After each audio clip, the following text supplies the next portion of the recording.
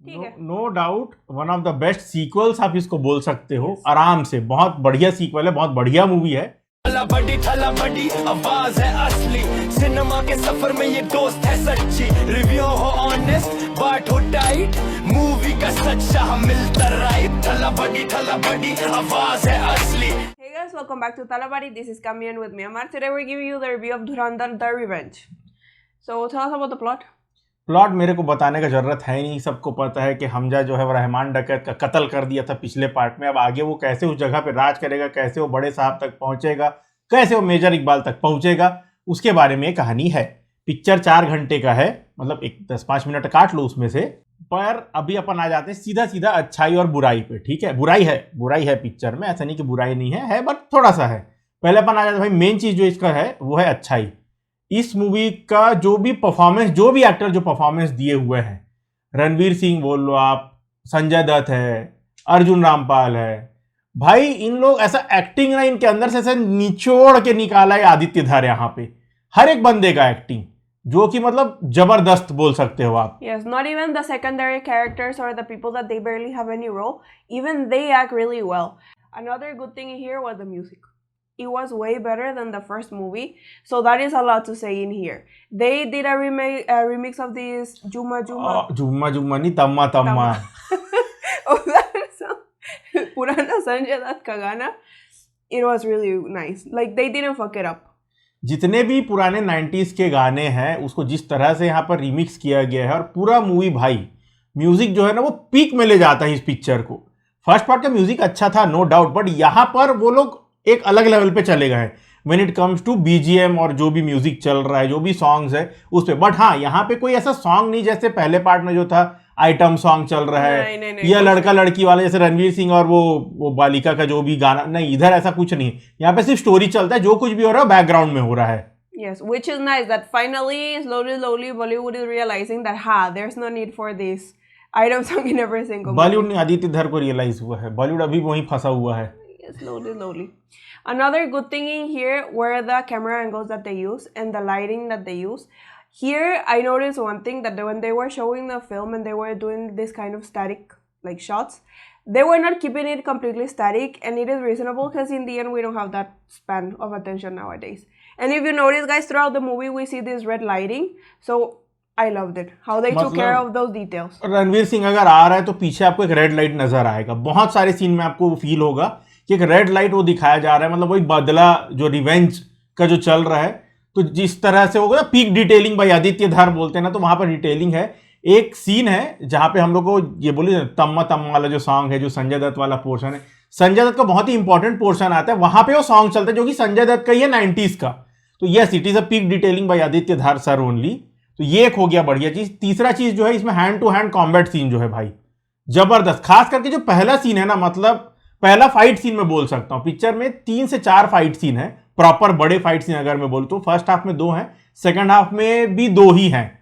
तो first half जो पहला फाइट सीन जहां पे बैक स्टोरी जब चलता है इसका रणवीर सिंह के कैरेक्टर का, हमजा का, वो सीन भाई वो आपको ऐसे जगा देगा अंदर से सब आपका फीलिंग वहां पर। जिस तरह से एक्सप्रेशन वहां पर रणवीर सिंह दिया, जो जसकीरत का जो कैरेक्टर है, जो कुछ भी उसके साथ हुआ है, वो शुरुआती मूवी वैसे ही होता है। शुरू का जो पोर्शन है वो आधा घंटा तो वहीं पे आपका निकल जाएगा, बट जो फाइट सीन ब्रूटल है भाई, अच्छा खासा ब्रूटल है वो। Another thing that I wanted to add was the first half of the entire movie is like almost perfection. They did it so well. It is like you will feel that it is going so fast, and then the interval scene, it is, yes, you'll be like, what will happen now? It will leave you in tension. देखो, और एक चीज जिसके बारे में बहुत ज्यादा बात चल रहा था, सेंसर बोर्ड ने मार दिया। फर्स्ट हाफ में जो गाली है वो कहीं कहीं पे ब्लर किया हुआ है, सेकंड हाफ में जो गाली है मेजॉरिटी ज्यादा कट नहीं किए हैं भाई सेकंड हाफ में। और जो अरशद पप्पू का जो हेड कटिंग वाला जो सीन था, जिसके लिए लोग बोलते हैं कि फुटबॉल खेलेगा सर से, वो काट दिया, नहीं काटा है, दिखाया है पिक्चर के अंदर। एक आधा कुछ काटा होगा, समझ में नहीं आएगा आपको, जिस तरह से वो लोग दिखाएं अच्छा खासा वायलेंस वहां पर दिखाएं। बट अगर आप कंपेयर करोगे पहले पार्ट के वायलेंस से, इस पार्ट को टोन डाउन हुआ है। टोन डाउन हुआ है, उतना ब्रूटल आपको नहीं लगेगा। कुछ ही सीन्स है, पहले पार्ट में काफी सारे सीन्स थे। कुछ ट्विस्ट है मूवी के अंदर जो कि सेकंड हाफ में आएंगे, काफी जबरदस्त लेवल के ट्विस्ट है, वो आप एक्सपेक्ट नहीं कर पाओगे। जो भी ट्विस्ट है मूवी के अंदर, एक बहुत बड़ा रिवील है जो मैं नहीं बताऊंगा आपको, वो फर्स्ट हाफ में ही हो जाता है, जिसके लिए लोग इतना ओवर हाइप होके बैठे हुए हैं ऑलरेडी कि अरे क्या ये वो ऐसा वैसा। फर्स्ट हाफ में ही हो जाएगा रिवील। मे बी आपको लगेगा कि अरे ये क्या है, पर आप उसको एक फनी वे में भी देख सकते हो उस चीज को। Yes, and something else is the humor in this movie. They level it up and so many times. Like the movie theater was quiet, everyone was watching the movie, and then the joke came. He laughed so hard, he was like like that. It was this. Sanjay Dutt है भाई, वो संजय दत्त का है वो बंदे का भाई जो ह्यूमर है ना मूवी के अंदर। एक संजय दत्त और एक राकेश बेदी का जो कैरेक्टर जमील जमाली, ये दोनों का जो भी डायलॉग है ना, मतलब आप पगला जाओगे, इतना बढ़िया बढ़िया लोग डायलॉग यूज किए हैं। गाली गलौज तो भर भर के पिक्चर में। तो ये सारा चीज हो गया। इमोशनल टच सेकंड हाफ में आपको फील होगा, एक दो जहां पर काफी इंपॉर्टेंट कैरेक्टर्स का जो डेथ होगा वहां पर आपको फील हो सकता है। अभी अपन आ जाते हैं इसके दूसरे साइड में, जो कि इसका नेगेटिव है। सबसे पहला चीज जो मेरे को लगा इस पिक्चर का सबसे बड़ा प्रॉब्लम, इस मूवी का एडिटिंग। भाई गन शॉट म्यूट हो जा रहा है कहीं कहीं पे, कई जगह ऐसा है, खास करके सेकंड हाफ में कि जब गोली चल रहा है ना, You see the light. वो मजल से निकलता हुआ दिखेगा आपको ऐसा चिंगारी, बट उसमें आवाज नहीं आएगा। उसके बाद दूसरा चीज ये है कि लास्ट का जो क्लाइमेक्स फाइट सीन है, वहां पे आपको दिखेगा कि अर्जुन रामपाल का डबल यूज कर रहे हैं भाई।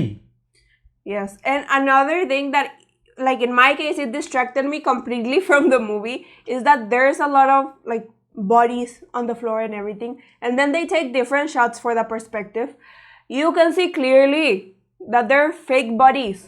It is clearly visible that they're like Mannequins. yes, mannequins, and not even good quality wala. You can understand, and you will just be distracted watching them like छी ये क्या है। ग्रीन स्क्रीन का कहीं कहीं पे थोड़ा सा प्रॉब्लम है, कहीं कहीं पे आपको लग सकता है कि हाँ केबल से पुल कर रहा है, दिख के आ रहा है वहां पर। CGI in some blast scenes you can see that it is like 80% blast जो है वो बहुत बढ़िया है, मतलब लगेगा देख करके, बट जो 20% है वो ऐसा है कि आपको दिख जाएगा ना तो फिर वो थोड़ा खटकेगा। देखो यार ये सब चीज ऐसा है ना, क्योंकि बोलना जरूरी होता है। अभी सब लोग आएंगे इसको बोलेंगे मजा आ गया, पैसा वसूल, नो डाउट पैसा वसूल ही पिक्चर है ये, बोर नहीं मारेगा आपको कहीं पर, बट जो प्रॉब्लम है वो बोलना भी जरूरी होता है भाई। थोड़ा प्रॉब्लम होता है हर पिक्चर में, अगर हम कॉल आउट करते अरे यहाँ पे ऐसा दिख रहा है तो इसमें भी तो बोलना जरूरी है ना। it is what it is bro. वो दिखेगा, आप जब मूवी देखने जाओगे आपको बॉडी डबल दिख जाएगा, मैनेकिन दिख जाएगा। कुछ ब्लास्ट के सीन मेरे को बहुत पसंद है, जहां पे बॉडी से दो टुकड़े में बढ़ जा रहा है, फट रहा है, तो वो भी बढ़िया है। कहीं कहीं ब्लास्ट इनएक्यूरेट भी आपको लगेगा कि मतलब जहां होना चाहिए था वहां पे ना होकर के थोड़ा पीछे हो जा रहा है, और जो बॉडी है यहीं पे छूट जा रहा है। तो प्रॉब्लम्स, वो टेक्निकलिटी में आप जाओगे तो काफी सारे प्रॉब्लम, मतलब मेरे को ऐसा लगा कि शायद एडिटिंग के लिए और टाइम लेना था। मतलब रिलीज डेट कम था ना, 3 महीने ही था ना इनके पास रिलीज करने के लिए, They did it in a rush. Ghai में वो लोग कर दिए।